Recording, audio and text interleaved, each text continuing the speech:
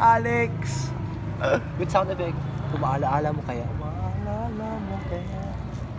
Sa Alex na no, di mo kayo mapansin. Okay lang, Jerry, joke. Joke lang.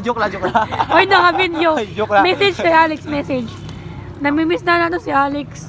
Alex, Like, I miss you. kala naman mag-aabot ini 1 week, nalaman na naman ang reason. Oo. It's just misunderstanding. Oo, na-clarify ni ano ko. Akala ko yung gising. Talaga lang sa her.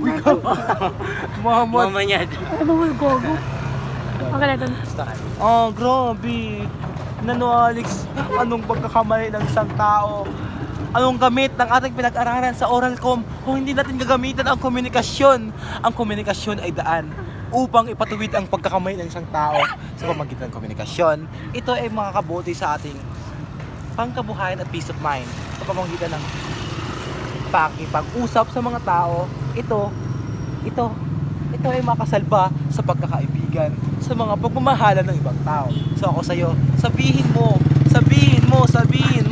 huwag mong sasabihin, nandito lang naman ang diba, nabuang na kami, Didi, dahil sa pag-overthink. Oo, It's been oo. 3 days. Oh, Jerry, naaraman ko lang 2 days na. 2 days Ako yun ako lang, one araman. day. Uy, ikaw unang bago sa...